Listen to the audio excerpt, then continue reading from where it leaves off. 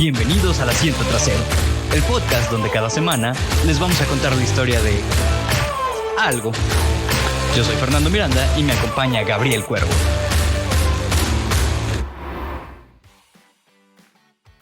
Bienvenidos al episodio número 18 del Asiento Trasero. Yo soy Fernando Miranda y me acompaña Gabriel Cuervo. ¿Qué pedo, Gabo? Una semana más. Así es, correcto, una semana más. Y, güey, emocionadísimo. Este episodio ya lo quería hacer porque va a estar bueno, güey. Yo tengo una queja antes de empezar, güey. Ajá. Y bueno, no es tanto, es como un dato curioso. Oficialmente cumplimos un año trabajando desde casa. Bueno, a mí todavía me faltan unos cuantos días. Pone tú que un mes. Todavía me falta como un mes para cumplir el año trabajando en casa. Pues es que ya, güey, ahorita acabamos de pasar el aniversario de la pandemia. Entonces, lo logramos. Llevamos un año encerrados. Bueno, disque porque la mayoría de ustedes valen nada. Encerrados en Cancún, vibrando alto.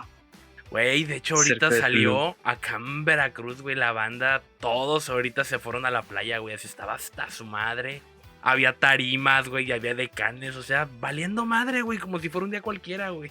Güey, ¿viste la nota de que 40 y tantos estudiantes argentinos vinieron a celebrar su graduación a Cancún? No mames. Todos regresaron infectados, güey. Sí, tiene que ser, ¿cómo no? Entonces, y de por sí no ya mames. estaba jodido estar en Argentina. Ahora imagínense qué jodido regresar el COVID a Argentina. Deja tú, qué jodido regresar, güey. Ya se hubieran quedado, hubieran aplicado la de los cubanos, güey.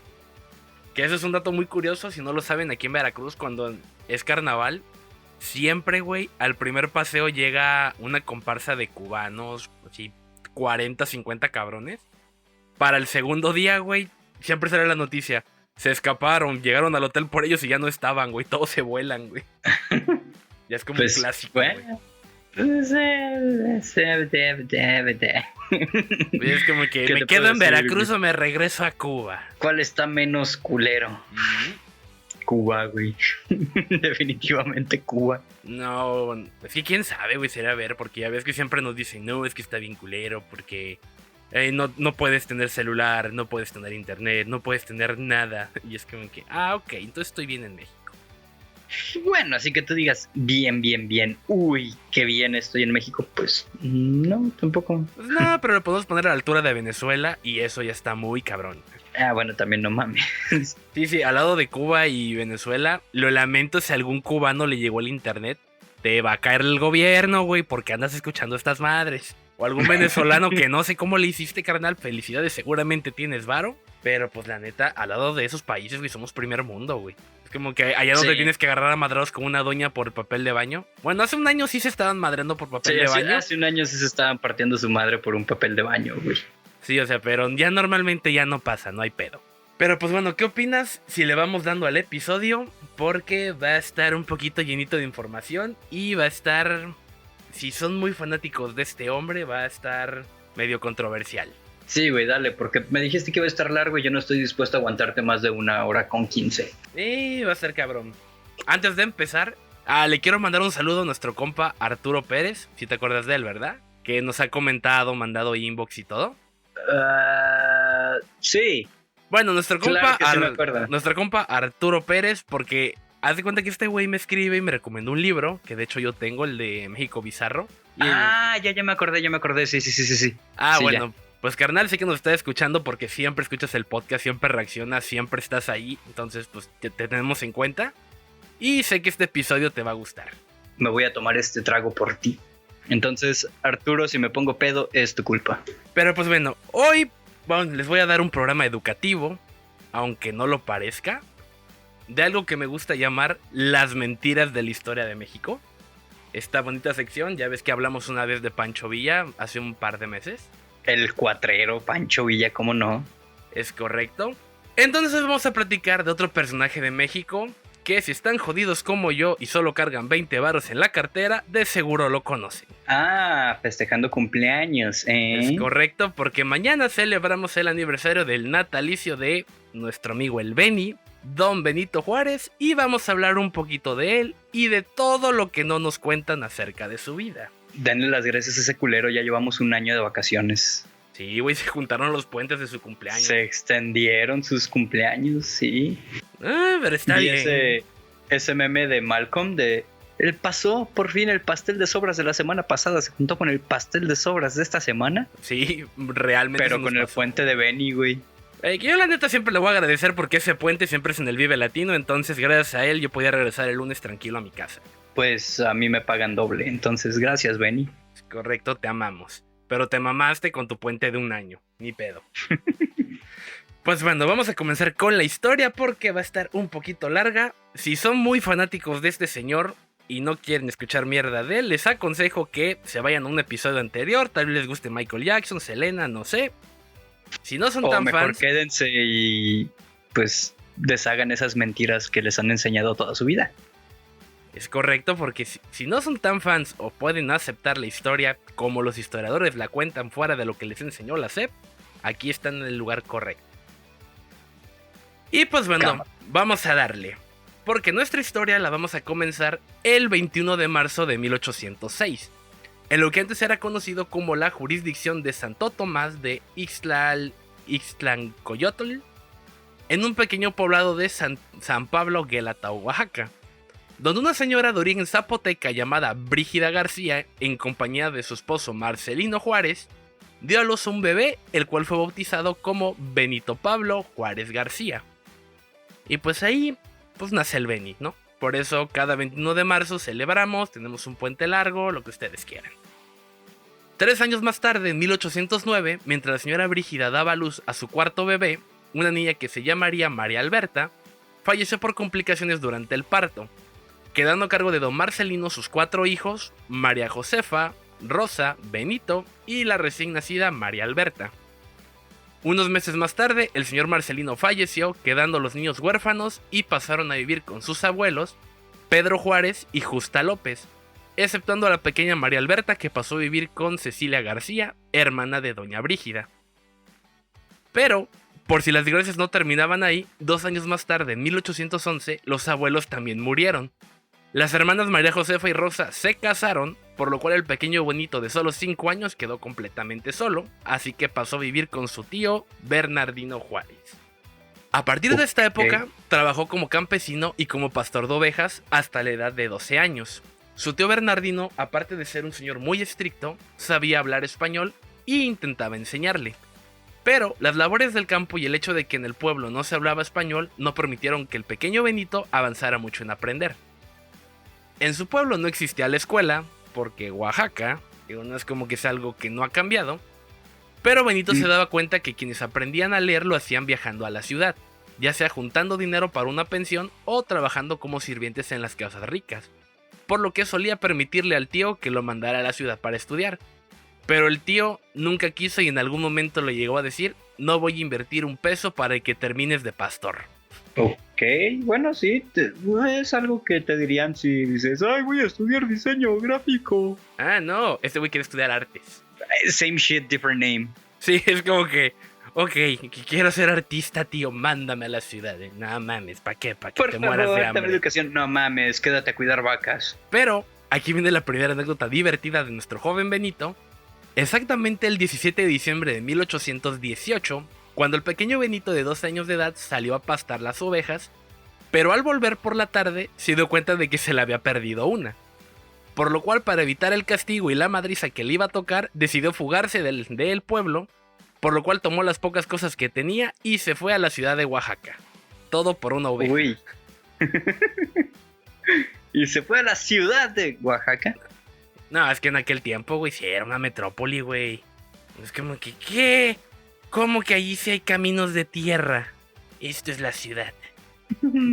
Al llegar a la ciudad, esa misma noche va con su hermana María Josefa, quien trabajaba como cocinera para una familia rica, y le pide si se puede quedar con ella. Josefa fue a hablar con su patrón, un comerciante extranjero de nombre Antonio Maza, quien dio el visto bueno para que se quedara, así que con un salario de 2 reales al día, lo puso a cuidar la granja. O sea, realmente sí le pagaba bien. Aquí, como dato interesante, Antonio Maza años después adoptaría a una niña que llevaría el nombre de Margarita Maza. Los que saben de historia y terminaron la primaria seguramente saben quién es. Pues yo no sé de historia, creo que sí terminé la primaria y no tengo ni puta idea de quién es. Margarita Mazá de Juárez.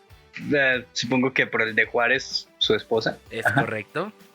Ok. Ay, güey, aquí muy acaba bien. de empezar a llorar tu certificado de kinder, güey. Güey, mi certificado de primaria no sé ni dónde está. Muy bien. En días posteriores, conoció al sacerdote franciscano de la Tercera Orden, Antonio Salanueva, quien le enseñaría el oficio de encuadernador, y días después, el 7 de enero de 1819, es decir, 21 días después de haber llegado a Oaxaca, Salanueva invitó a Benito a que se quedara a vivir en su casa y trabajar en su taller, además de ofrecerle... ¿Sí? ¿Cuántos años tenía Benito? 12 años. Ok, eso me empieza a preocupar un poco. Sí, como que un sacerdote que invita a un niño de 12 a vivir en su casa, le ofrece trabajo y escuela, es raro. No, deja tú como que lo invite a vivir, güey. Que un niño de 12 años conviva con un sacerdote. Ahí déjalo. Sí, pero si se lo chingó, no lo sé. Digo, ya será la segunda vez, hacia el segundo episodio consecutivo que hablamos de niños cogidos, entonces mejor no. Si no, mejor continúa. Pero bueno, aquí Salanueva lo inscribe a la escuela real con el profesor José Domingo González, quien apenas llegó le puso un cague por considerar que su escritura era deficiente, cuestión que ofendió profundamente al joven Benito. Además, junto con los demás niños indígenas y económicamente pobres, sufría discriminación, ya que mientras los profesores impartían clases a los niños blancos de familias españolas o mexicanas adineradas, los demás eran llamados niños indecentes. O sea, los decentes eran los blanquitos, los otros los indígenas pretitos, pobres, indecentes. A estos niños se les instruía como ayudantes y tomaban clases con aprendices. O sea, no les daban clases los maestros chidos y tenían muy poca educación y paciencia. Así que Benito decidió abandonar la escuela y aprender por su propia cuenta. Ok, segundo abandono. Vamos bien, Benito, vamos bien. Más bien, quieres estudiar artes y abandonaste la primaria. Muy bien, campeón. Ese es el camino adecuado, güey.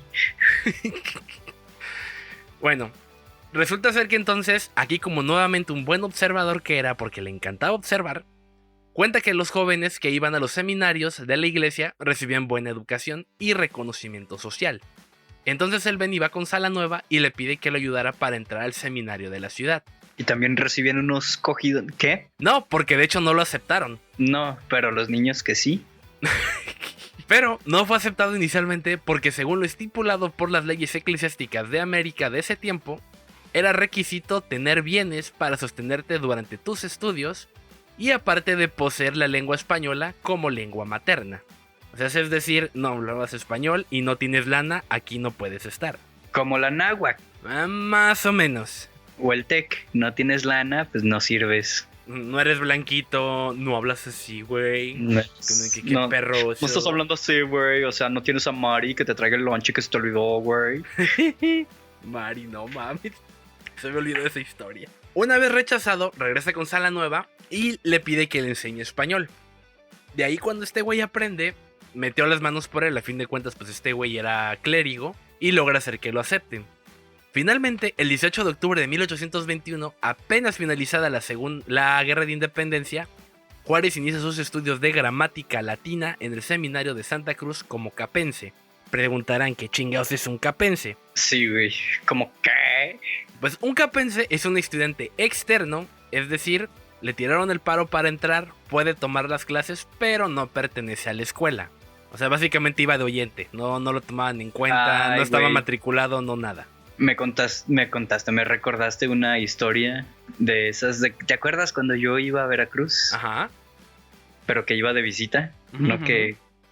pues me tocó ser repíteme la palabra que ya se me olvidó. ¿Capense? Capense, güey. Me tocó ser capense en mis vacaciones. ¿En la UV o en dónde? No, en la Cristóbal Colón. ¡Ah, perro! Pues escuela de paga. No mames, güey. Pinche escuela culera. Era como que ellos estaban tomando sus clasecitas. Uh-huh. Y pues casualmente me tocaba entrar a la facultad de comunicación. Uh-huh. Y acá oye, ¿cuánto pagas la colegiatura? No, pues es que yo tengo beca del 80%, güey. Y nada más me salen 20,000 pesos. Oh, y como que, pues es que esto que están viendo ustedes ahorita, yo lo vi hace 2 semestres en mi escuelita que me cobra 1,000 pesos de mensualidad. No mames, qué culero. Y los veías, güey, y no valían pito. O sea, yo veía las clases así cuando me metí. Y, sí, ¿me pueden decir qué es la ley de la oferta y la demanda? Y todos así como de, ay, no sé, Mari, contéstale, güey. Y era así como que, neta, ¿no saben qué es la ley de la oferta y la demanda? Y así como que, ¿yo? A ver tú, sí, el tatuado de lentes, güey. O sea, el que se ve así como que pobre. Sí, bueno, la ley de la oferta y la demanda es esta. Sí, bien, gracias. Que güey, yo ni siquiera vengo a estudiar aquí. Yo me quería quedar jugando maquinitas. Así de, yo nada más vine porque por aquí pasé. Me dijeron que pasara a la clase porque se ve muy vacío. Sí, güey. Pero pues bueno, digo, continuando con la historia, Juárez estuvo de capense y todo. En agosto de 1823, o sea, prácticamente año y medio más tarde, concluyó sus estudios después de haber obtenido en los 2 exámenes realizados nota de excelencia. Por lo cual, ahora sí, como ya era un graduado, fue matriculado y utilizado como método de publicidad de la escuela, como que, ay, pues este indígena, ahora sí, miren, lo educamos y ya habla español, ya habla latín y ya está chingón, ¿eh? Hacemos una escuela chida. Ok. Pero una vez terminados los estudios, va Salanueva, quien le dice que ahora quería que estudiara teología moral y recibir así las órdenes sagradas. Pero Juárez no quería porque, aunque él profesaba las ideas de la iglesia, la fama que tenían los que a ese camino aspiraban en el seminario se les llamaba padres de misa y olla o lárragos.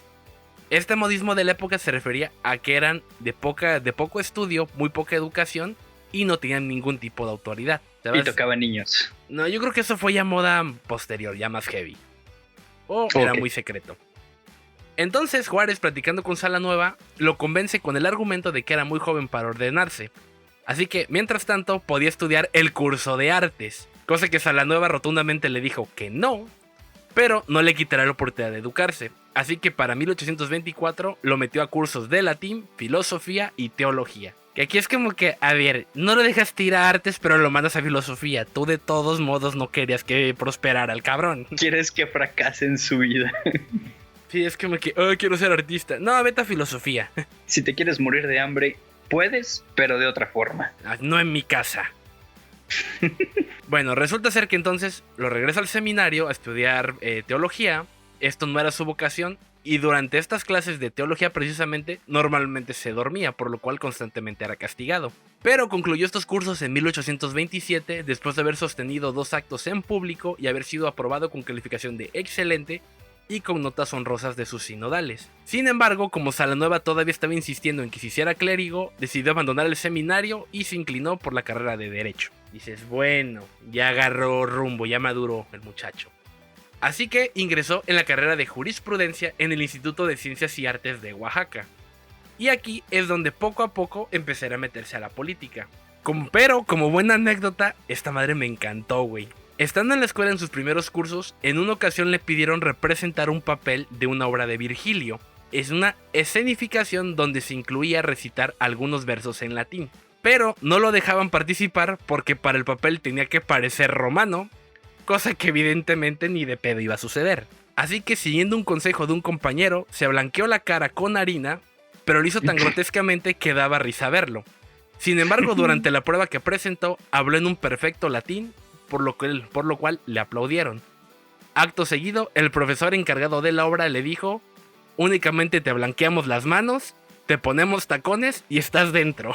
Bueno. Esto debido a que Juárez, así, aparte de que era muy morenito, llegó a medir en su adultez 1,37 m. No se pudo encontrar si sufría algún tipo de enanismo o alguna enfermedad genética, lo dejaremos en que era muy chaparro.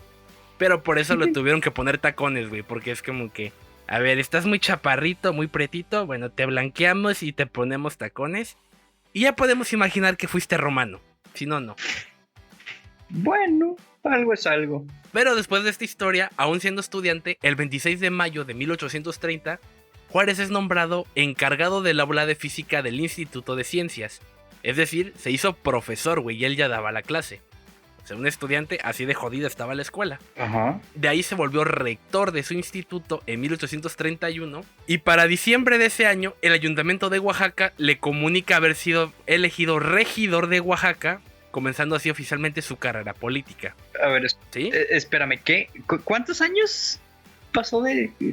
Entre que entra a la escuela y entre que terminó siendo regidor. Ajá. Aproximadamente 3 años. O sea que como a los 15. No, ya estamos en 1831. Ya para esta época él tendría unos 25, 26 años. Ok, si no, muchos números, no carburo, no es lo mío. Ok, aquí ya tenía 25, camino a 26, cuando ya lo hacen regidor. De ahí, ya siendo regidor, lo hicieron ministro suplente de la Suprema Corte de Justicia del Estado de Oaxaca, luego diputado local, ministro interino de la Corte de Justicia del Estado, y finalmente para 1834 se graduó. O sea, todo este pedo le pasó como estudiante, güey. Eran sus prácticas, güey. Te vamos a pagar con experiencia, güey. Pues sí, pero no mames, ya era diputado, güey. Ya, ¿qué más? Yo no sé ni por qué le siguió moviendo, güey. Güey. ¿Qué? Así que tú digas, para ser diputado se necesita un chingo. También no mames. Pues, güey, si fueras diputado ahorita con tu sueldito de 50,000 pesos, ya, güey, ya para qué le mueves, ya ahí te quedas, güey. Ya nada más ahí, ándame moviendo de plazas. Me voy a Morena, denme una secretaría y ya, güey. Que ya van a incendiar a todos los de Morena, déjame regreso al PAN. Ajá. Sí, o sea, es como que ya. Pero pues digamos que este güey no se quedó con eso. Después de haber obtenido el primer título de abogado expedido por la Corte de Justicia del Estado, para 1847, estoy pendejo, Juárez resultó elegido diputado federal, por lo que se va a la Ciudad de México. Aquí durante este periodo, un año antes, había empezado la invasión de Estados Unidos a México. Entonces Juárez volvió a Oaxaca y fue nombrado gobernador interino del estado. Así, güey, de chilazo pasó de ser diputado a ser gobernador, güey. Nada más por dedazo. ¿Te has dado cuenta que en todos los episodios que hemos hablado de la historia de México han sido puros chilazos? No, y déjame avanzar más en la historia, güey, porque esto es un chilazo tras otro, güey. Verga. No, y aquí vamos a hablar de robos, de chilazos, de accidentes, de todo, güey, menos de que, no, el güey se chingó, era un pinche orador cabrón, convenció un chingo de gente. No, güey, no sucede, güey. La historia de México está muy divertida, güey. No. Ok, ya, pues continúa. Bueno, continúo. Durante su gobierno, en términos generales, lo hizo bien. Su gestión se caracterizó por lograr un equilibrio económico y la realización de obras públicas como caminos, la reconstrucción del Palacio de Gobierno, la fundación de escuelas normales, que pues hoy en día los maestros en Oaxaca pues sí están pesados, ¿verdad? Bloqueando carretera.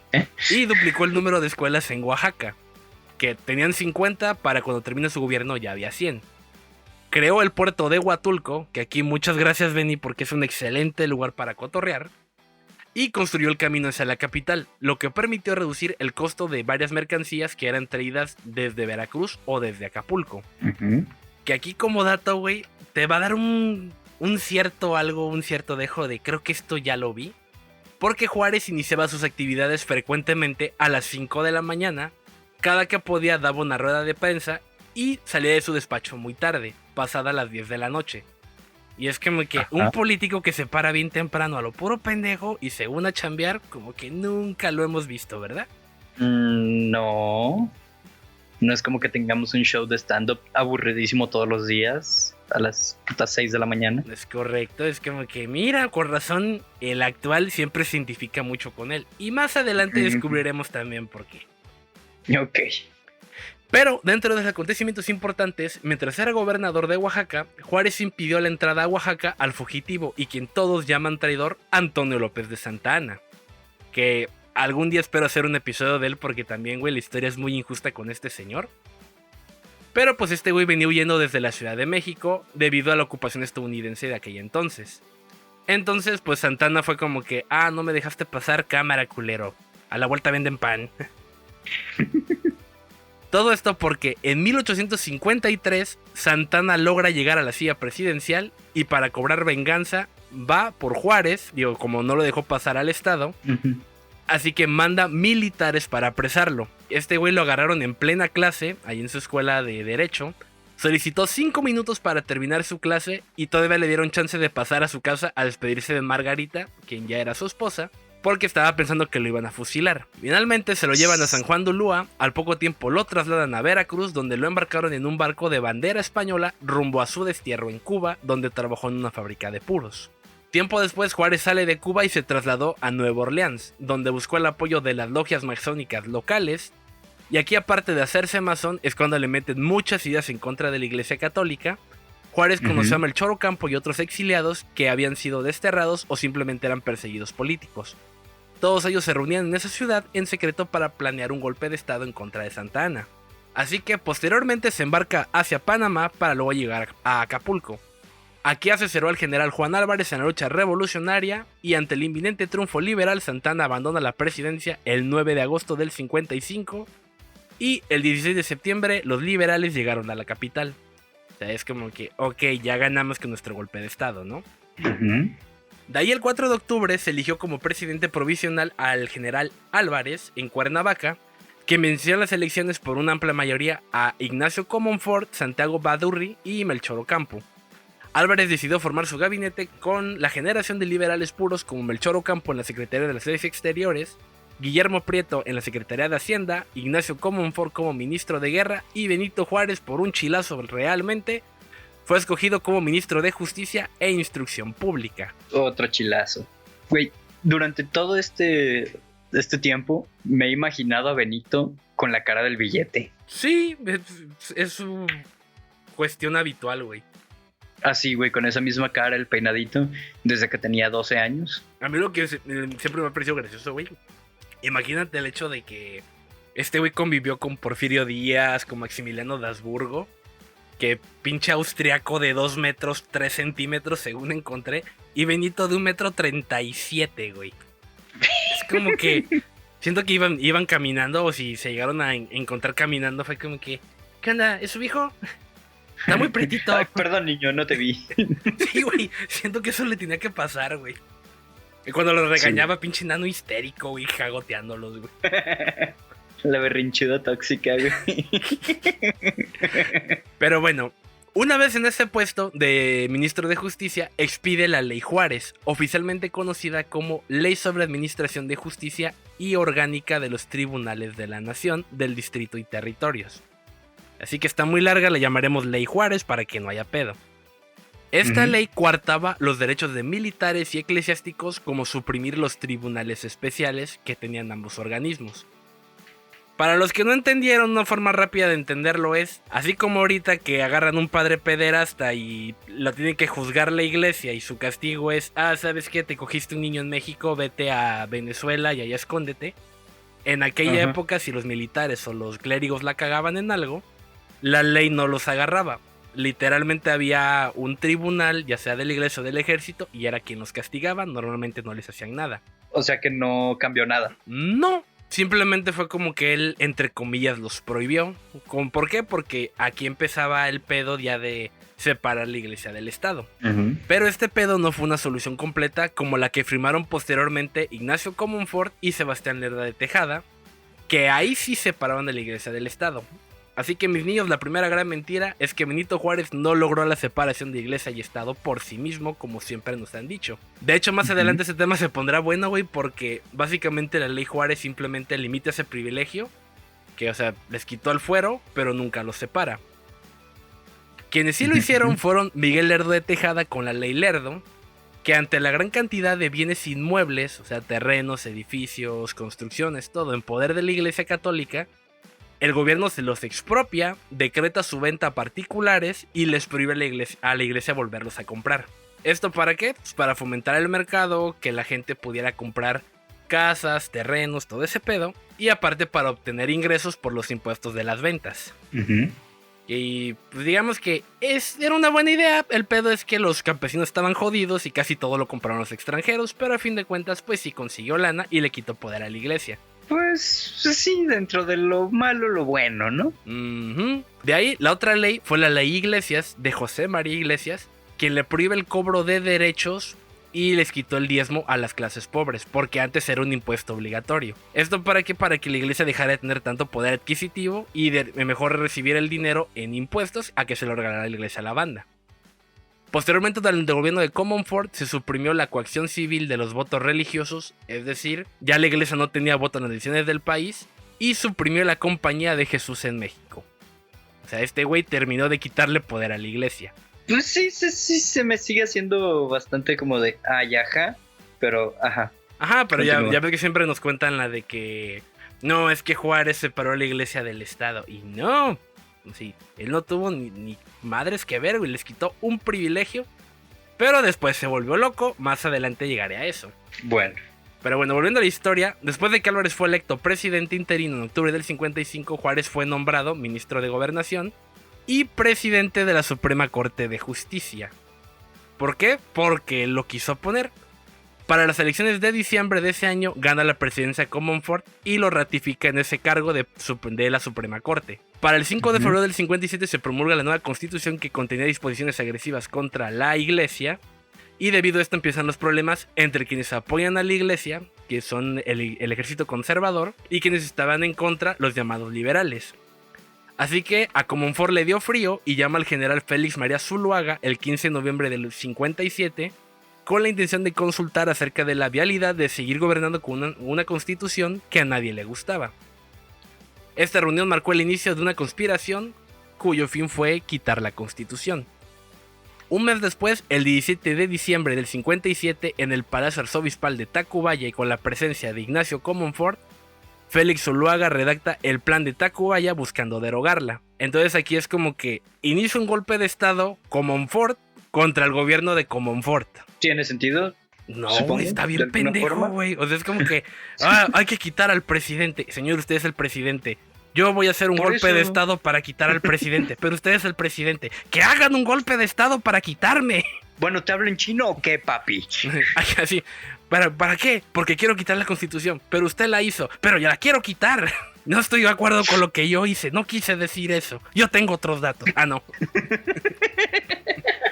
Ah, qué caray. Continuando, una vez Juárez fue apresado por las fuerzas del propio Comonfort, ya que nunca quiso participar con los conservadores.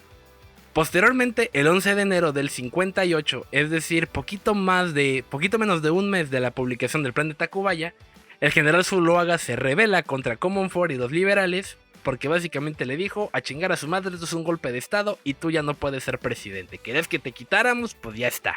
Supongo que Comonfort no lo pensó tan a futuro, güey. No, porque su idea era que iba a quitar la constitución y él iba a tener poder absoluto. O sea, él iba a manejar el dinero, iba a manejar todo lo que él quisiera, pero nunca esperó que Zuloaga iba a decir: ¿sabes qué? El golpe de estado es para quitar al presidente y yo soy el que lo firmó, entonces yo puedo ser el presidente mejor. Ajá, por eso, como que este güey no lo pensó bien. Uh-huh. O sea, nada más vio así como de: ay, mira, entonces si quito esta mamada, yo puedo ser el más cabrón aquí. Uh-huh. Pero no contaba con que le iba a salir otro más cabrón. Lo iban a mandar a chingar a su madre y todo su planecito pues no iba a servir para nada. Sí, y lo peor es como que el güey que yo jalé para quitarme sí me quitó. Oh, rayos. ¿Quién lo hubiera pensado? Pero bueno, una vez que abandonó el plan de Tacubaya, exige la renuncia de Comonfort. Esto lo hace Zuloaga. Y Comonfort permaneció en el cargo durante 10 días más. Durante ese tiempo libera a Juárez y a otros liberales que habían sido encarcelados. De ahí lo quitan del puesto y antes de que lo apresen, Comonfort va a pedirle ayuda a Juárez, ya que tanto liberales como conservadores no habían llegado a ningún acuerdo. Así que le dice a Benito Juárez: ¿sabes qué? Ten esta lana, vete a Guanajuato y vete a ver al general Manuel Doblado, que era el gobernador de allá, y organicen un golpe de estado contra Zuloaga. Sin embargo, en otro chilazo auténtico, cuando llega Juárez con Manuel Doblado, y junto con otros gobernadores ya se habían reunido, ya habían desconocido a Comonfort como presidente, y le dicen a Benito: ¿sabes qué? Según la Constitución, al renunciar el presidente, el ministro de la Suprema Corte toma su lugar. Por lo cual el 21 de enero del 58, Benito Juárez es nombrado presidente de México. Un chilazo en toda regla, güey. Sí, o sea, es como que, imagínate que el güey llegó y como que: oigan, es que hay que hacer un golpe de estado. ¿Por qué? Para quitar al presidente. Pero tú eres el presidente. ¿Cómo que yo soy el presidente? Sí, renunció el presidente y tú tomas su lugar. ¿Pero qué no iba a hacer este güey? No, le toca al otro. Sí, te toca a ti, güey, tú eres el presidente. Chinga. Sí, te digo que el vato no sabía nada, güey. El vato era como que se dejaba llevar, güey, de que ahora quieres ser gobernador. Bueno. Sí. ¿Quieres ser diputado? Bueno. Lo que te iba a decir, güey. Como que el vato iba con la corriente, güey. Él nomás estaba así como de: ¿sabes qué? Lánzate, güey. Era el que iba por las cocas, güey. Pero se le ha premiado, güey, siempre, güey.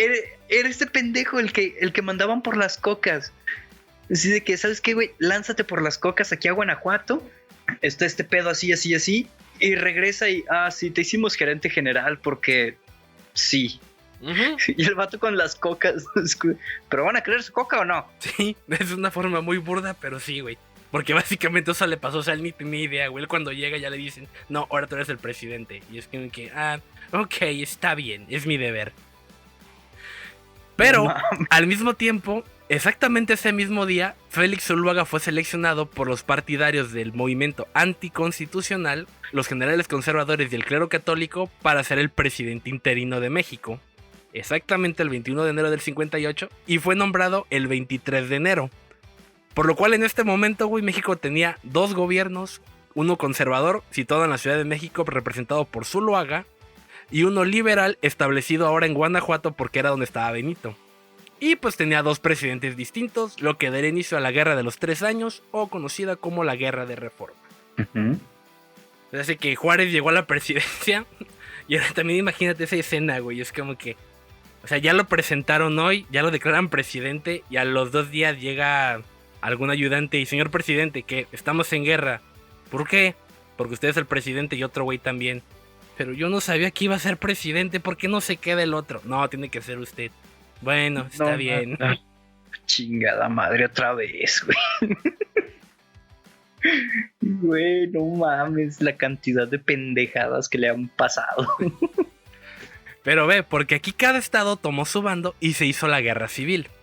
Pero el ejército del gobierno liberal de Juárez iría sufriendo muchas derrotas a manos de los conservadores, que eran apoyados por la iglesia y tenían mucha más lana. Por lo cual el 13 de febrero Juárez se movió de Guanajuato hacia Guadalajara, huyendo del ejército conservador. Ante el avance de las tropas conservadoras, no tuvo de otra para salvarse que embarcarse junto con su gabinete y otras personas hacia Panamá.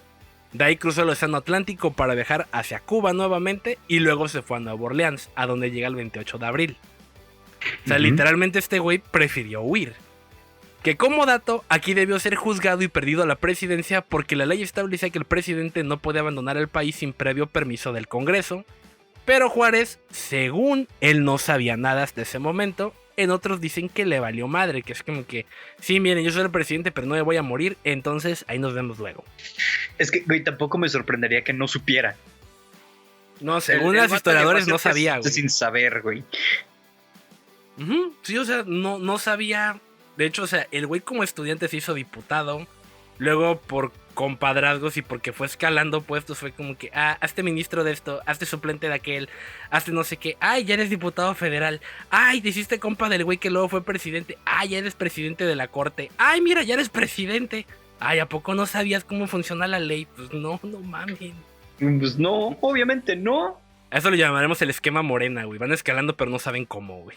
Pues creo que es el mismo, sigue siendo pues la misma escaleta, ¿no? Como de, mira, este güey es actor, futbolista, es famoso, stripper, es compa de este otro güey, este güey ya lo jaló, ya tiene su sillita, propone una ley pendeja cada que se necesita, pero entre tanto se queda dormido. Está bien, estás cumpliendo con su chamba. Él siempre se presenta. Ajá, siempre viene. O sea, tiene asistencia impecable. Está bien. Algo debe haber aprendido entre sueños. Pues y sí, pues ya de la nada se lanzan a diputado, a gobernador o alguna mamada así, ¿verdad? Nuevo León. Y la ganan, que es lo peor. O están en el bote y también ganan. Güey, pues no fue Cuauhtémoc Sánchez. No, Cuauhtémoc Blanco. ¿El gobernador de alguna mamada? No, primero fue alcalde y luego fue gobernador. Actualmente es gobernador de Morelos. Exactamente. Y no te extrañe que algún día lo veas para presidente, güey. Que no te extrañe, güey. En eso vamos a parar. No, güey. Para nada, güey. No me sorprendería para nada. Pero bueno, vamos a continuar porque aquí es donde de verdad se va a poner muy turbio. Y aquí es donde la gente que es seguidora de Juárez me va a odiar, güey. Pero me vale madre, güey. Ustedes se lo buscan por no leer, güey. Y sí, para eso se hizo este podcast, güey. Para este tipo de episodios. Ok. Yo pensé que era para cotorrear, pero bueno. No, es para que también aprendan. Hay que dejarle algo a la sociedad. Yo me quedé en que estábamos aburridos platicando y nada más me dijiste, ¿hacemos un podcast? Hacemos un podcast, ok. Ok, bueno. Para el 4 de mayo se regresa a Veracruz, donde el gobierno de Manuel Gutiérrez Zamora le hará fin junto con el general Ignacio de la Llave. Al llegar al puerto de Veracruz ya lo esperaban su esposa e hijos en el muelle, se hizo un carnaval y junto con gran parte de la población ese día se desbordaron al malecón para recibirlo. ¿Por qué? Porque Veracruz. No teníamos otra razón porque... llegó el presidente, hay que armar carnaval. ¡A huevo! Hoy no está nublado, hay que hacer carnaval. Hay que irse a empedar. Oye, pero es que clases... ¿Qué chingar a su madre las clases, güey? 4 días libres, va a llover. Pero bueno. Hay neblina, que no haya clases. Ahora, aquí pasamos a la otra gran mentira, las leyes de reforma. Que pues es que siempre nos han dicho que Juárez las promulgó, que él las hizo y no sé qué tanto pedo. Uh-huh. Pues resulta y resalta que las bases de las leyes de reforma ya estaban escritas y fueron promovidas por Valentín Gómez Farías desde 1935. O sea, cuando Benito Juárez estaba estudiando en Oaxaca, este güey ya andaba con ese pedo. De hecho, se dice que se lo dieron las logias masónicas, porque querían derrocar a la iglesia cristiana en México.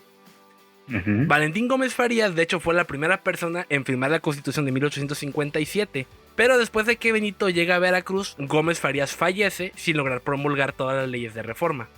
Entonces el Beni las toma la ley Lerdo y la ley Iglesias, de las cuales ya hablamos, otras que se habían planeado durante el gobierno de Comonfort, como la ley Ocampo y la ley La Fragua, les agrega algunas cosas y las promulga. Lo que podemos aplicar como el primer, pues yo imprimo de la historia. Yo traje la cartulina. Sí, o sea, este güey nada más agarró así como que, a ver, esto que dejó Valentín, esto está chido. El Lerdo me había dejado esto. Tomó su propia ley, la ley Juárez. O sea, y empieza a agarrar así como que cosas chidas que ya estaban por promulgarse, pero que no habían estado listas. Y fue como que, aquí están las leyes de reforma, yo las hice.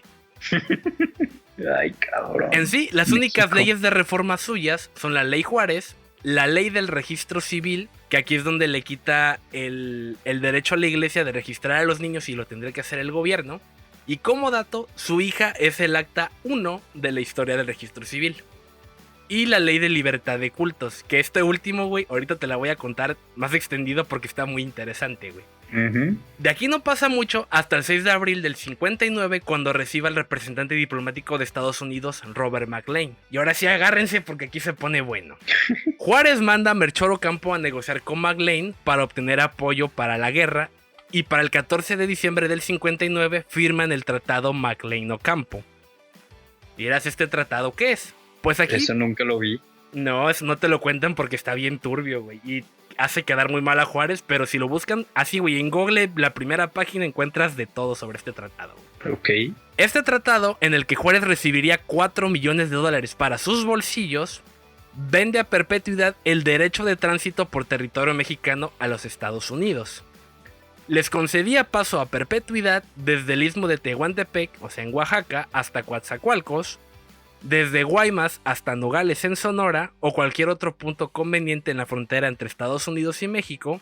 Les concede tránsito a perpetuidad desde Camargo y Matamoros o cualquier punto conveniente de la frontera de Tamaulipas y desde Nuevo León hasta Sinaloa. O sea, básicamente es como que sí, ustedes pasen, le hagan su desmadre. Además, sí. México adquiría la responsabilidad de emplear fuerzas militares para la seguridad de las personas y mercancías que transitaran por estas zonas. O sea, los gringos podían pasar por México sin pedos y el ejército mexicano los tenía que cuidar. Otro punto es que México tendrá la obligación de construir instalaciones en ambos lados del istmo de Tehuantepec. Y entre los planes se construirá una ciudad que, según datos históricos, se llamaría Ciudad Comonfort. Esto para que los gringos pudieran colonizar el istmo de Tehuantepec, ya que Juárez creía que los oaxaqueños, en sí los campesinos indígenas, no eran autosustentables y no podían tener esas tierras. Uh-huh. ¿Y dirás esto para qué? Pues porque Estados Unidos planeaba construir una vía férrea o un canal a lo ancho del istmo para acelerar el transporte de correo y mercancías entre la costa este y la costa oeste. Como tenían libre tránsito, no tendrían que pagar impuestos a México por el uso de estas vías, y como el ejército mexicano se encargaba de la seguridad, tampoco gastaban en eso, solamente en asegurarse de que la mercancía y el transporte se diera sin ningún problema. Y también, por si fuera poco, entre los intereses de los gringos, por un pequeño precio de $10 millones, México le cedería a Baja California para anexarlo a territorio estadounidense. Ok, sí está turbio. Demasiado. Y dirás, ok, muy chingón. ¿Por qué quería esto Juárez? Era para que Estados Unidos reconociera su gobierno y le diera apoyo militar para vencer a los conservadores. Era toda su ambición, güey. Pero afortunadamente nunca fue ratificado por Estados Unidos porque entraron en la guerra de secesión. Así que este tratado nunca entró en vigor y México conservó, pues digamos que su autoridad y Baja California. Ok. De ese Güey, tamaño. No pude hacer ningún chiste al respecto. Pero, ¿te acuerdas que te dije que se volvió loco y que mencioné la ley de libertad de cultos? Ajá. Pues en este mismo 1859, aquí Juárez saca el cobre. Como dije antes, él no solo no separó a la iglesia del Estado, porque resulta que este güey quería que se unieran. Quería que el poder de ambas instituciones se unieran en una sola persona. Ya adivinarás en quién. El primer paso era quitarle algo de poder a la iglesia católica, así que toma a Lerdo y a Ocampo. Lerdo de Tejada, según él en sus palabras citadas en muchos libros, la nación solo podría prosperar si los mexicanos hablaban inglés y se volvían protestantes. Ocampo, por su parte, llevado por una aversión al catolicismo, aseguraba que para derribar al clero católico era necesario formar un clero protestante. Así que Ocampo consigue fundar la Iglesia Mexicana, que fuera entre comillas católica pero independiente de Roma. Contó para ello con el auxilio de una docena de sacerdotes católicos que renegaron de su fe y de sus juramentos, aceptaron unirse al gobierno de Juárez y Ocampo les prometió protección poderosa y eficaz. Casi todos estos sacerdotes eran conocidos como padres constitucionalistas por aceptar la Constitución y por haber iniciado además estudios bíblicos privados. El jefe supremo, como fue proclamado, fue el sacerdote Rafael Díaz Martínez, a quien Ocampo le asignó un sueldo de 300 pesos. Acordaron que una vez logrado el carácter nacional de la naciente iglesia y dadas las similitudes en cuanto a dogma, ritos y liturgia, adoptarían como modelo la iglesia anglicana, que de hecho esta existe el día de hoy, la iglesia anglicana mexicana, ante cuyos representantes más cercanos, obviamente en Estados Unidos, solicitarían reconocimiento y consagración de un obispo e inclusive de un equivalente al papa. Y dirás, ¿quién iba a ser el papa? Pues Benito Juárez. Este hijo de su puta madre, güey. Sí, güey. Así que mis niños, una gran mentira de la historia, Benito Juárez quería ser el máximo jefe del gobierno y también de la iglesia. Nunca los quiso separar. Él quería tener poder absoluto sobre todo. Verga, güey. Es que esto ya es un chiste por sí mismo. Ya no hay nada que yo pueda decir al respecto. No. Pero a mediados de 1860 queda constituida la iglesia mexicana y de inmediato fue recibida por la prensa, la empiezan a auspiciar y todo. La subsidia al gobierno, o sea, le empieza a dar lana. Y pues según esto, el pueblo mexicano empieza a conocer las verdades, sus verdaderos intereses, y comprende que al fin la religión católica no es la única en el mundo, y que la mayoría de las naciones habían renunciado a ella y encontrado ventajas en ese cambio. Más tarde, en el mes de diciembre, ya con su iglesia ya formada, o sea, ya existe la iglesia mexicana, para ser exacto el 4 de diciembre de 1860, Benito Juárez promulga la ley de libertad de culto como parte de las leyes de reforma.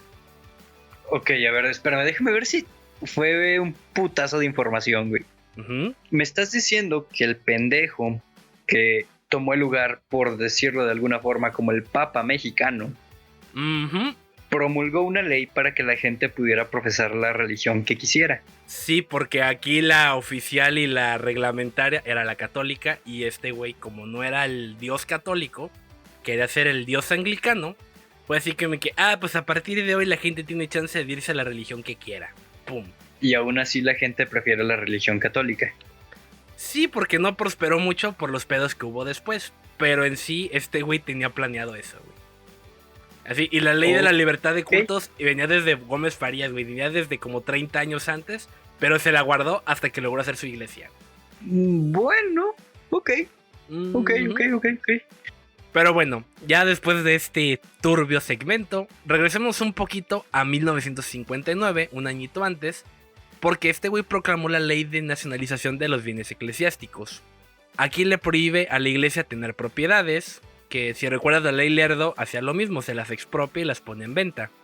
Entonces nada más fue así como que, yo les prohíbo que tengan. Ya no solamente es que no las puedan comprar, es que no pueden tener. Entonces digamos que se la fusiló. Pero de ahí, ante la fragilidad de su gobierno y creyendo que iba a perder contra Zuloaga, Juárez solicita al Congreso facultades extraordinarias. ¿Esto qué quiere decir? Quiero poder absoluto. Los mismos liberales del Congreso se los niegan y con el principal argumento de que haber colocado al país en una constitución había costado una guerra muy sangrienta y no era posible que Juárez que había impulsado dicha constitución, ahora quisiera ser un dictador y tener un poder absoluto sobre el país. Pero los conservadores atrapan a Ocampo y a Santos Degollado, y los matan. Entonces, ante el desmadre que ya se estaba armando, el Congreso le dijo, ¿sabes qué? Ok, aquí está, tienes poder absoluto, toma todo el dinero, haz lo que quieras. Evidentemente, un chilazo más a la lista, porque le habían dicho que no, pero es que ya mataron a 2 de los importantes. No, mejor sí, güey, rómpele su madre. Bueno, sí. Ay, cabrón. Qué falta, que se gane la lotería. No, pero más o menos algo por ahí le pasa. Da la madre. Bueno, una vez que sucede esta situación que le dan poder absoluto, durante su mandato tenía todo a su uso, principalmente el dinero. Su gobierno arrojó un déficit presupuestario de 400,000 pesos mensuales y solo logró recaudar 1 millón de pesos de la venta de las propiedades de la iglesia, por lo cual tuvo que empezar a pedir dinero prestado a los europeos, cosa que obviamente no podía pagar y de hecho nunca pudo. ¿Por qué? Pues porque estaban jodidísimos.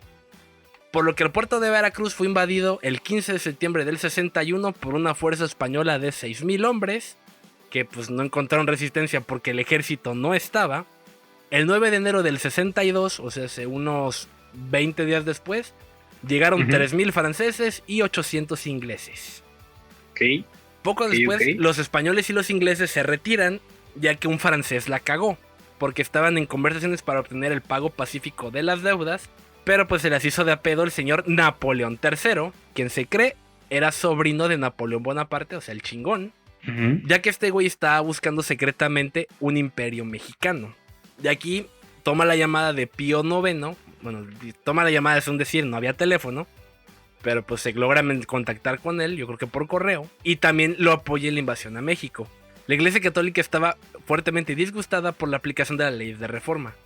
Así que se arman los madrazos en la famosa batalla de Puebla del 5 de mayo del 62, donde los mexicanos comandados por Ignacio Zaragoza le rompen su madre a los franceses. Y pues tenemos un puente más que a todos nos gusta mucho y nos cae muy bien. No, güey. El 5 de mayo nunca. ¿Cómo no? ¿Siempre lo dan? ¿O solo lo dan en Veracruz? Porque no sé por qué. Bueno, no dudo que en Veracruz sí, güey. Ah, güey, en Porque, Veracruz pues, celebramos Veracruz. lo que sea, güey. Ajá, exactamente, porque es Veracruz. Pero yo jamás tuve vacaciones o día libre del 5 de mayo, güey. Güey, acá en Veracruz ya no la sabemos que es 1 de mayo por Día del Trabajo, 5 de mayo Batalla de Puebla, 10 de mayo Día de las Madres, 15 de mayo Día del Maestro. Siempre son así, güey.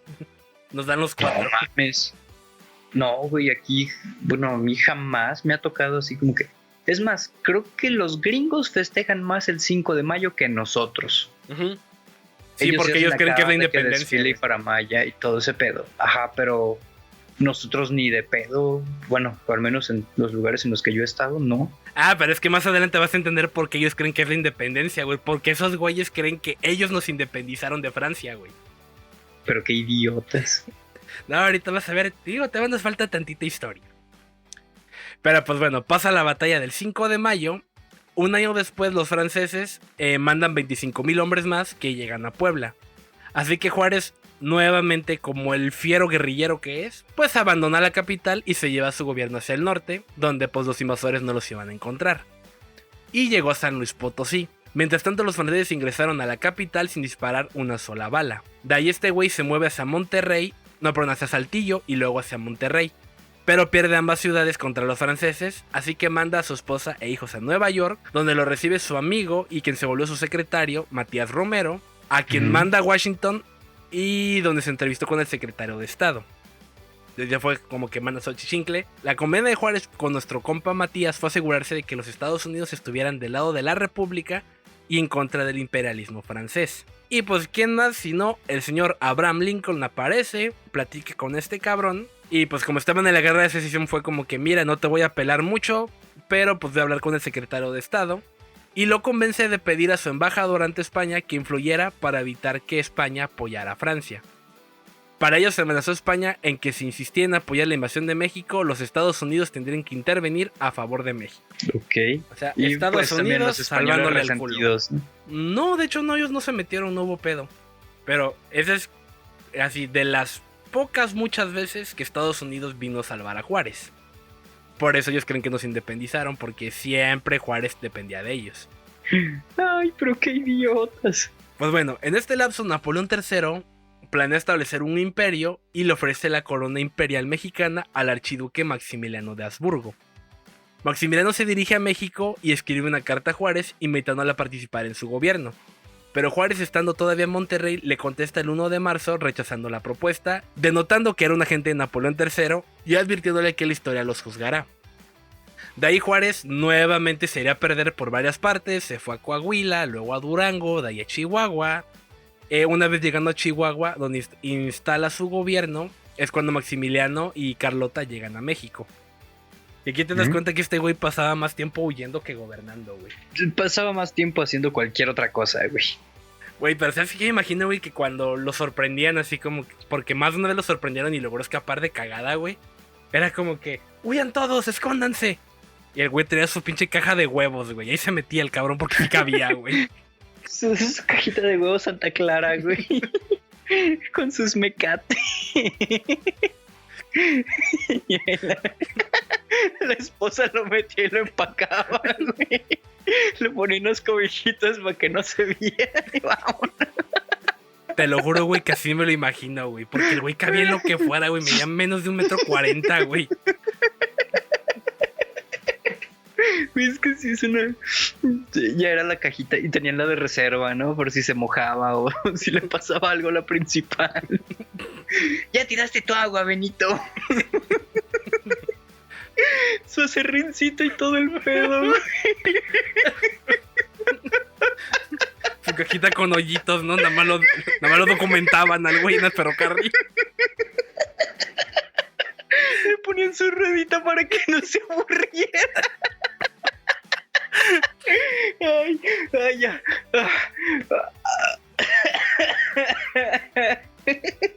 Que ya. Síguele. Sale, entonces. Pues de aquí no ocurrió nada importante hasta que Maximiliano informó a su gabinete que el país estaba pacificado, ya que no había rastro de Juárez ni de su ejército. Porque pues este güey se fue a esconder a pinche Chihuahua.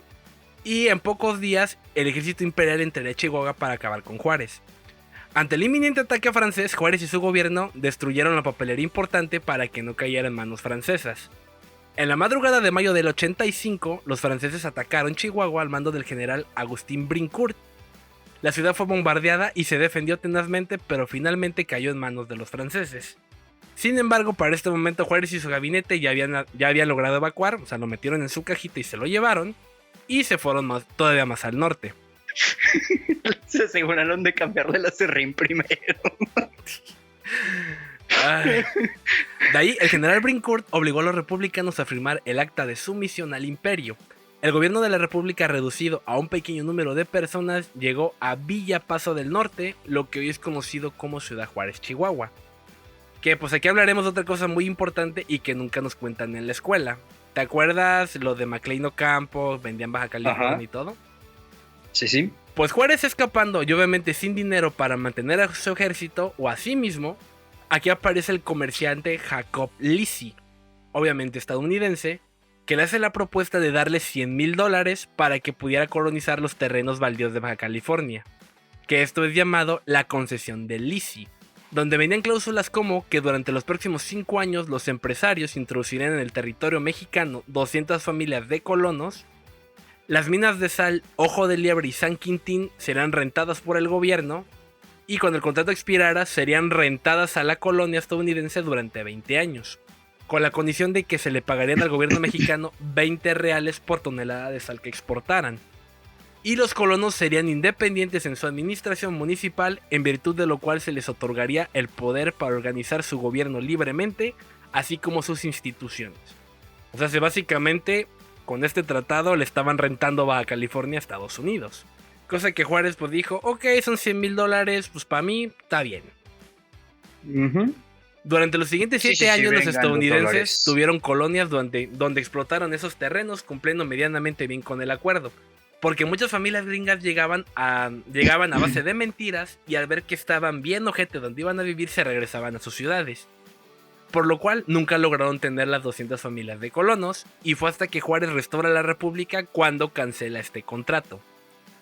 Pero como Estados Unidos se puso al tiro, Juárez no quiso pelearse con ellos porque pues obviamente no te vas a pelear con el que te defiende. Y mucho menos entrar en un conflicto armado, le cedió la explotación de la horchilla a Lisi y terminó todo en paz. Ok. Pero regresando a lo que estábamos hablando en Chihuahua, El 14 de agosto del 65 quedó establecido en Villa del Paso del Norte, o sea, en Ciudad Juárez, el gobierno nacional.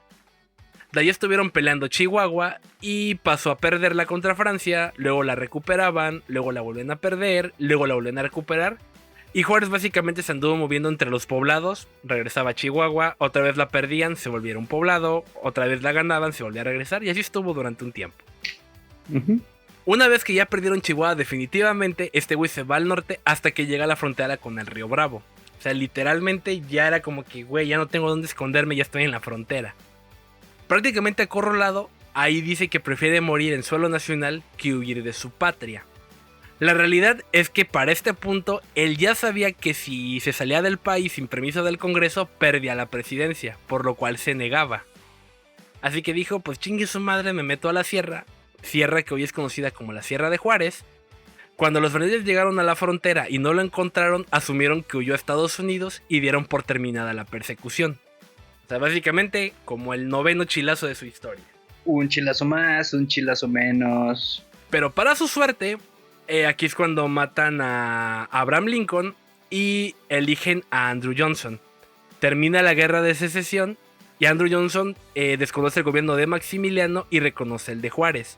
Como ya no estaba en guerra, Johnson anuncia el envío de 100,000 hombres a la frontera con México para amedrentar a los franceses.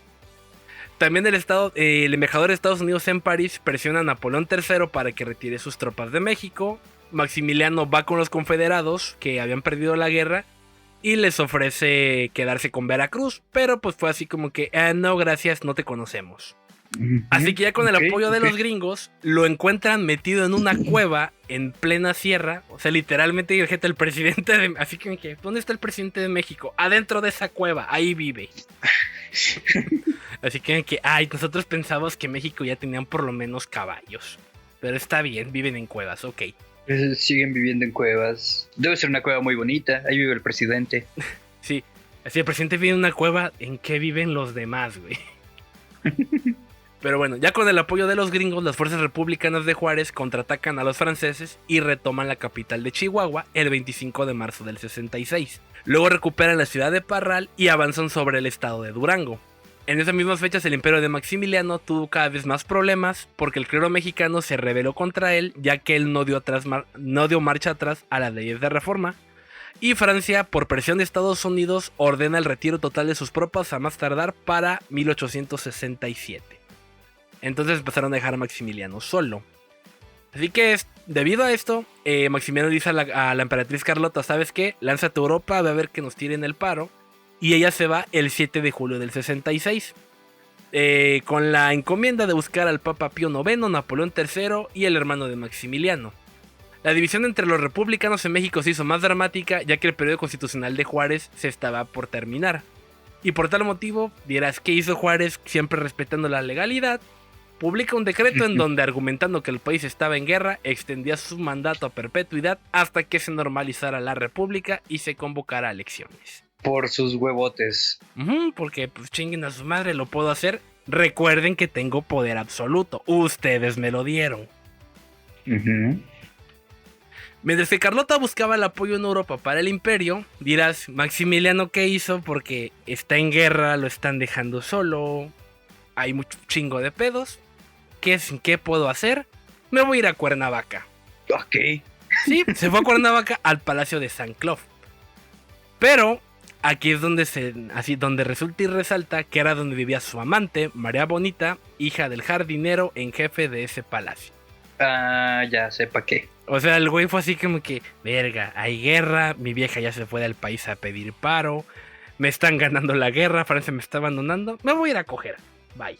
Pues, mientras tanto, la emperatriz Carlota había recibido la negativa de Napoleón III para entrevistarse, y aunque finalmente lo pudo ver, Napoleón se negó a ayudarlos, y terminó la reunión diciéndole que Maximiliano debía abdicar, ya que no tenía otra opción.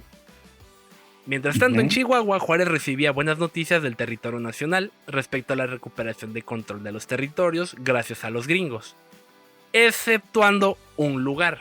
Y aquí aparece uno de mis favoritos, un personajazo en la historia y señor Don Chingón, el señor Don General Porfirio Díaz, quien se negó a tener gringos en su ejército, pero con su ejército a puro mexicano y a pura fuerza bruta logró recuperar el territorio de Oaxaca.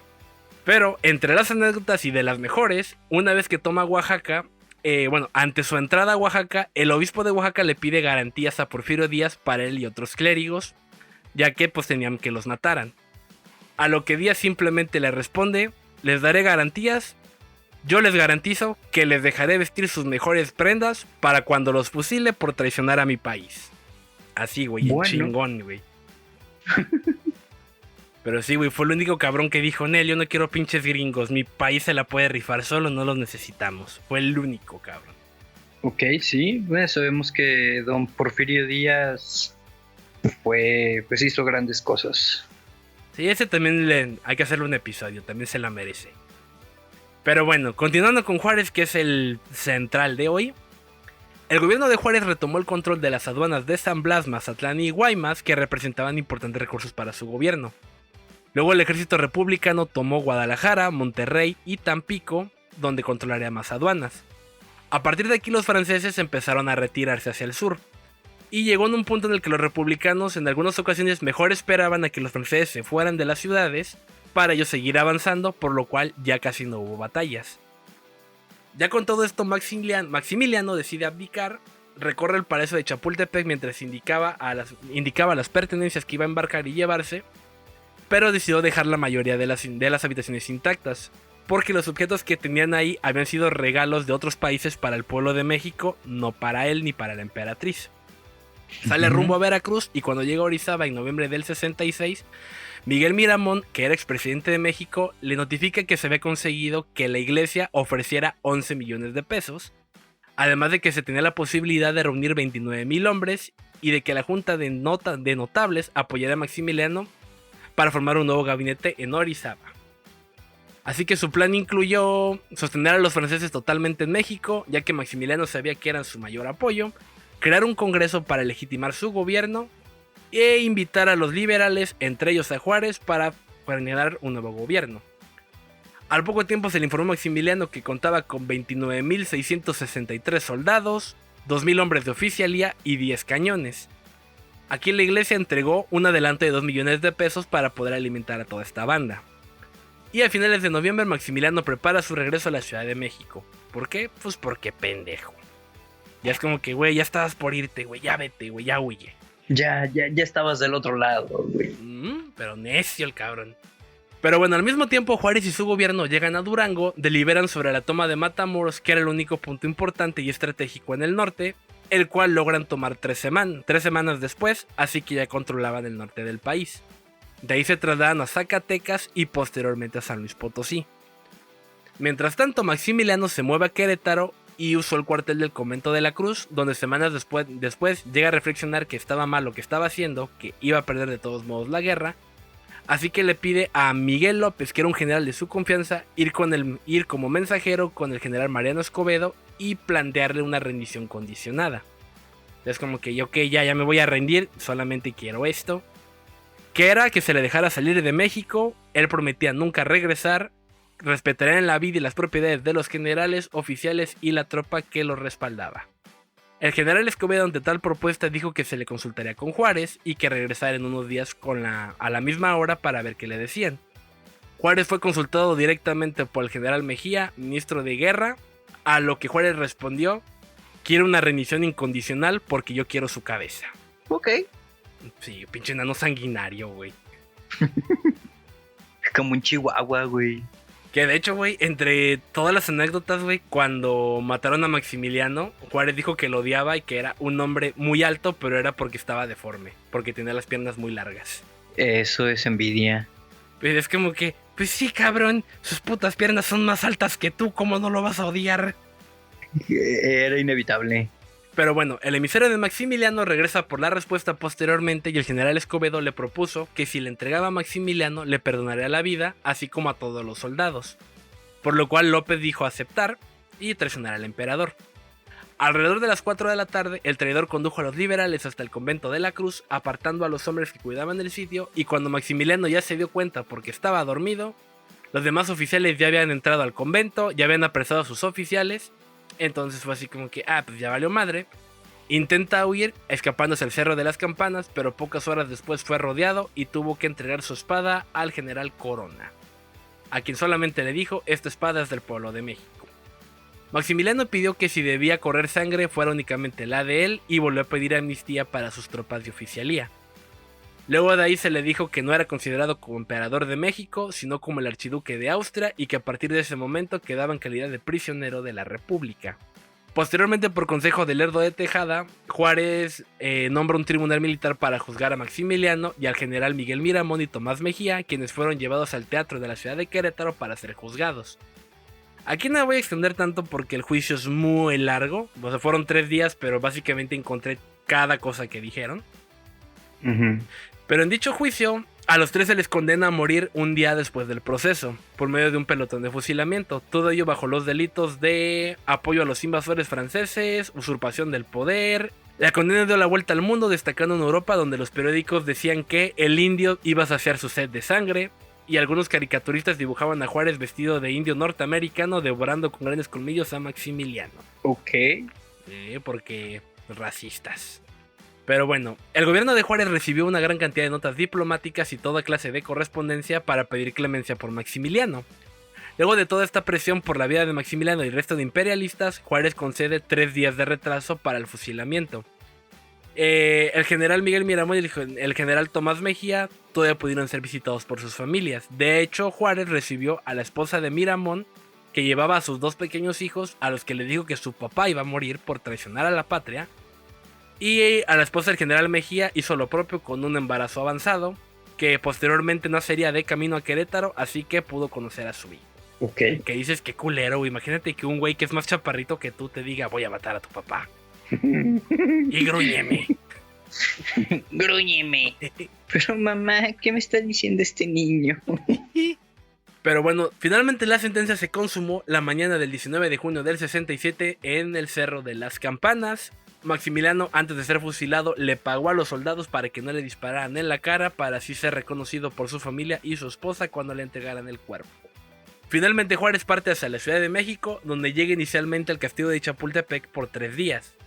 Posteriormente, el 15 de julio del 67, sale del castillo de Chapultepec desfilando por el Paseo de la Emperatriz, que a partir de ese día fue rebautizado como Paseo de la Reforma, que es una calle que pocos conocemos en la Ciudad de México, y se dirige al Palacio de Minería, donde da un discurso con su célebre frase: entre los individuos como entre las naciones, el respeto al derecho ajeno es la paz.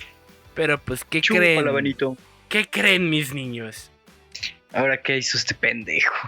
Pues resulta que esta frase es un plagio, ya que Juárez cambió la semántica de una frase del alemán Immanuel Kant, quien en su escrito titulado Sobre la paz perpetua, publicado en 1765, es decir, 102 años antes del discurso de Juárez, escribió: la injusticia cometida se ejerce únicamente en el sentido de que no respetan el concepto de derecho, único principio posible de la paz perpetua. Así como que la coverió, la parafraseó, lo que ustedes quieran, pero una paráfrasis ahí.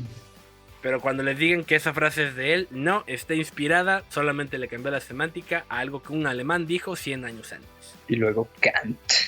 Pero bueno, de ahí se fue al Palacio Nacional, donde se trataron algunos temas importantes como la existencia de disputas con el Reino Unido y sobre la deuda pública de México, que pues era algo grande.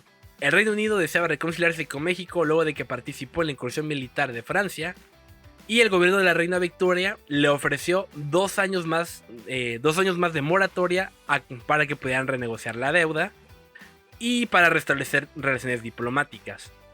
O sea, es como que, ok, estos güeyes me vienen a cobrar, pero de buen pedo me dan 2 años más. Juárez comentó... Un Coppel cualquiera.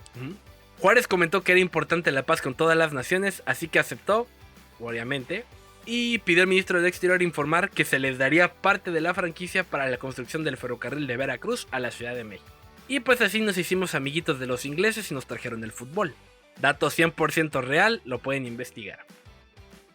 De ahí, Juárez dijo que se debía convocar a elecciones para que su gobierno fuese legítimo, y que él se presentaría a las elecciones para intentar ganarlas. De ahí, ¿quién lo secundó? Porfirio Díaz, quien reclamaba que tenía que haber elecciones, Que aquí sí decimos, no mames, qué huevos, güey. Porfirio Díaz pidiendo elecciones porque sí, hay que quitar la reelección, alguien no puede estar en el poder durante tanto tiempo. Sí, este güey ya se pasó de verga. Hay que poner a otro. Qué huevos, don Porfi. Bueno, tengo entendido que el gobierno de Porfirio Díaz no fueron así sus pinches 30 años continuos, güey. No, porque el güey sí se iba a guerra y todo, pero igual fue así como que demasiado tiempo. Sí. Pero vamos a pasar al siguiente punto turbio de la historia de Juárez.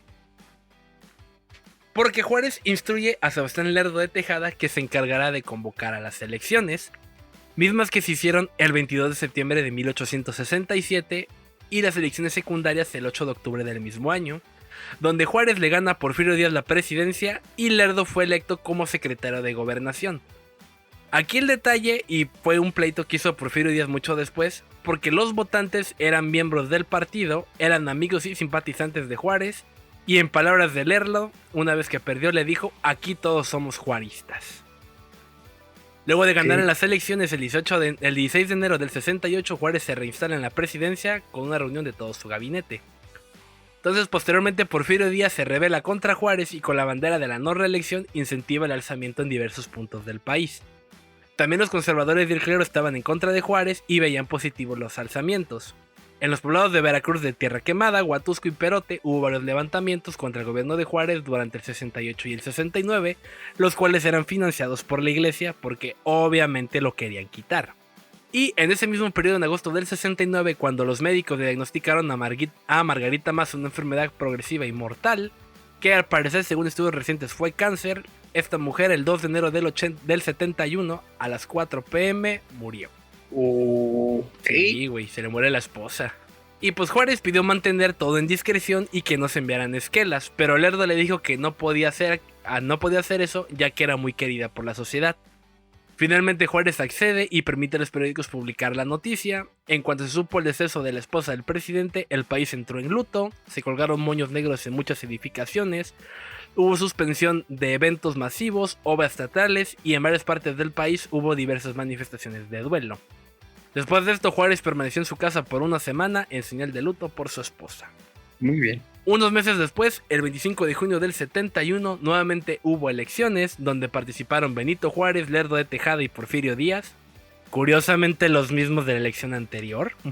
Pero dado que esta vez ninguno de los tres contendientes obtuvo la mayoría absoluta de los votos, es decir, más del 50%, la elección quedó en manos de la Cámara de Diputados, mismos que habían sido previamente elegidos por Juárez y quien lo declara presidente electo el 12 de octubre de ese año. Cosa que pues a nadie le pareció, pues se acusó de fraude electoral. De hecho, está tipificado como el primer fraude electoral de la historia de México, debido a que la Cámara de Diputados lo eligió para mantenerse en su cargo y no arriesgarse a un cambio de gobierno que los pudiera quitar. Pero dicen por ahí, el PRI robó más. Pero el PRI robó más. Toda esta situación haría que poco tiempo después Porfirio Díaz pronunciara el Plan de la Noria, donde desconocía a Juárez y llamaba a levantarse en su contra. La no reelección era una de sus principales imputaciones contra Juárez y Porfirio lo acusaba de dictador y de mantenerse en el poder demasiado tiempo. Otra vez, qué huevotes. De ahí, el 1 de octubre del... Sinvergüenza, cabrón, güey. De ahí, el 1 de octubre del 71 se manifestaron muchos militares como los del cuartel de Gendarmería, pretendieron tomar la Ciudadela en posición militar y en su desfile por las calles hacia la Ciudadela gritaban «Viva Porfirio Díaz, muera la reelección». Juárez enfrentó la rebelión enviando al general Sóstenes Rocha a hacer frente a los rebeldes en la Ciudadela, batalla que ganaron, pero existieron más altercados militares durante 1871 que fueron controlados pero reflejaban la inestabilidad política de Juárez y el apoyo armado a Porfirio Díaz. Que aquí como anécdota, güey, aquí la prensa se empieza a burlar de él porque el vato jamás comandaba sus fuerzas, güey. Siempre mandaba a alguien más. Si te das cuenta, pues el güey nunca estuvo a cargo del ejército, como hacían todos los demás, güey. Como hizo Santana, como hicieron todos, le empezaron a tirar por ahí, güey. ¿Qué clase de respeto puede infundir a alguien de 1.37? Güey, es que imagínate, así como que eres un soldado, vas así con tu batallón y ves un barrilito, güey. Así en el campo, güey. Y de repente lo abres, güey, y te sale un puto enano empistolado, güey. Es como que, güey, ¿qué pedo? Mínimo un pedo sí te saca, güey. Un enano empistolado. Ya, pa. Güey, es que no. Imagínate, la estatura promedio del mexicano, güey, ¿cuál es? Se supone que ronda como por el 1.60 y algo. Como por el 1.65. Vamos a cerrarlo en el 1.70. Uh-huh. Ok. Imagínate a 5,000 cabrones de 1.70 buscando así. Bueno, pues quién es el cabrón que nos va a decir qué pedo, ¿no? Uh-huh. Y así en el campo acá, ya, güey, fusil en mano y todo el pedo. Y nada más ven que va caminando un pinche sotaco por ahí, ¿no? Uh-huh. Oigan, ¿qué pedo con el morro, güey? ¿Qué pedo? ¿A quién se le perdió un niño? Sí, güey, y resulta que es un cabrón de 50 y tantos años que mide lo mismo que tu hijo de 10. Sí. No, güey, no, es que sí, bueno, pensándolo así por este cabrón, si ya le mentó a su madre un cabrón por alto, uh-huh, y dijo que pues, era un puto deforme por estar tan alto, pues evidentemente tenía un ego más grande que él, como de 1.40 más o menos. Iba a evitar cualquier tipo de... Deja tu confrontación, humillación pública. Pues ya la estaba recibiendo, güey. Te digo que no lo bajaban de enano cobarde, güey. Ah, no, bueno, pero esto fue después, güey, porque en cada cagadero que hubo, siempre mandó otro pendejo. Uh-huh. Sí, pues igual si te das cuenta, güey, exceptando su ley, todos, güey, todos los contratos que hacía todo tenían el nombre de alguien más, güey. Uh-huh. Sí, es así como que siempre buscó esconderse, güey. Sí. Pero bueno, vamos a continuar, ya estamos por llegar al final de esta historia. Porque para julio del 72, Juárez empezó a tener problemas de dolor de pecho. Hoy en día se cree que fueron microinfartos. El 17 de julio sufrió náuseas y no pudo dormir durante la noche. A la mañana siguiente llama a su doctor, Ignacio de Alvarado, el cual al revisarlo encontró que tenía el pulso muy bajo y sus latidos eran muy débiles. Así que usó el tratamiento típico de la época. ¿Y qué te imaginarías que era, güey? Un güey que está teniendo infartos, güey. Sanguijuelas. No, más rústico, güey, más rudimentario. Que ni tu abuelita se le ocurriría esa mamada, güey. 2 o 3 vergazos, a ver si se le quita. No, pero te acercaste un poquito, pero no. El remedio típico de la época fue arrojarle agua hirviendo en el pecho, cosa que se le hizo después de colocarle la olla en el pecho. Misteriosamente Juárez reaccionó y se pudo levantar, güey. Ok. Así que ya saben, si funciona, güey. Así como que ya saben, si están sufriendo un infarto, agarren, vayan a la estufa, hiervan una olla, se la ponen en el pecho y luego se tiran el agua encima. Eso los puede rescatar. O mejor no lo hagan. Busquen ayuda profesional. No, o sea, Juárez lo salvó, güey. Bueno, si a su hijo de tercero de primaria le pasa, háganlo. Sí funcionan chaparritos, güey. En personas que midan menos de 1.40 sí funciona. Pero bueno, de todos modos Juárez siguió enfermándose más. Su familia estaba reunida, hijas, hijo, yernos y amigos. También diversos amigos y políticos fueron llegando. Los médicos mexicanos más prestigiados desde aquella entonces acudieron al Palacio Nacional, que eran Gabino Barrera y Rafael Lucio, pero nada pudieron hacer. Juárez se tendió del lado izquierdo de su cama, poniendo una mano bajo su cabeza, y muy fatigado, a las 11:35 de la noche del 18 de julio de 1872, con evidente falta de oxígeno, que ahorita diríamos tenía COVID, sonrió e inmediatamente murió. Sonrió, güey. Pues sí, güey, fue así que verga, güey. Me pude haber muerto tirado en alguna barranca allá en mi pueblo y me morí en Palacio Nacional como presidente. Yo creo que se sintió satisfecho de que ya no lo iban a traer de compracocas, güey. También puede ser, güey. Imagínate hasta dónde pudo haber llegado de haber seguido con esa racha. No sé, güey, emperador del mundo, güey. Así, güey, pues yo nomás bajé por unos tamales y dicen que ya emperador del mundo. Uh-huh. Dicen, no sé qué sea, no sé por qué sirva. No, pero sí. Pues que no sé, yo fui a ver a Abraham Lincoln, lo mataron y dijeron que yo era el presidente de Estados Unidos. Güey, con la puta suerte que tenía este cabrón, no lo dudo. Sí, güey. Pero bueno, ya como dato final, en la actualidad existe una placa en el lugar de su muerte que da cuenta de ello. Juárez duró en el cargo de presidente 14 años, en los cuales nunca fue realmente elegido, nunca fue votado públicamente ni democráticamente. Posterior a su muerte se decretó luto nacional. Lerdo de Tejada, que era el secretario de Gobernación, fue quien ascendió a la presidencia. Y así, mis niños, terminamos con la historia y vida de Benito Juárez. No mames. Yo sigo fascinado con la imagen de ver este pendejo en una cajita de huevo. Con acerrín. Con acerrín y su bebedero. Y una ruedita para que se ejercite.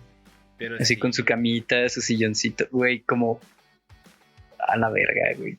No, se me ocurren tantas pendejadas, no puedo explicarlo. Sí, no, al rato la SEP nos va a cancelar, güey. De por sí no creo que les agrade mucho porque ¿cómo que van a enseñar algo que nosotros no enseñamos en los libros? Ay, güey. Yo creo que los de la SEP ni siquiera han de saber leer. Entonces, todo bien. ¿Cómo no van a saber leer? ¿Quién es el jefe de la SEP? Pues era el que barría, pero pues fue ascendiendo y llegó a ser el jefe. Así funciona aquí. Don Jacinto, güey. Don Jacinto es el editor de los libros de la SEP. No lo dudes, Pero pues ahí está. Entonces, por eso siempre lean. Si no se ven tanto de Benito Juárez, esto fue poquito de lo que nos enseñaron. Por ahí hay más cosas. De hecho, hay una parte que la verdad me salté porque ya no estuvo tan involucrado, güey. Que se habla de que mandó a masacrar a mucha gente pobre, muchos indígenas. Que pues porque querían preservar sus tierras, que si el istmo de Tehuantepec no querían soltarlo. Entonces era como que igual ahí mandaba otra gente, pero pues no estuvo tan involucrado porque el güey estaba ocupado escapando. Sí, estaba escondido en alguna cueva.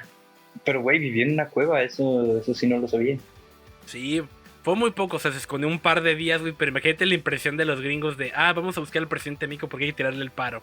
Los llevan a la sierra, güey, y es que, ok, esto es la capital de México, aquí vive el presidente. ¿Dónde estará? Y sale de una cueva, güey.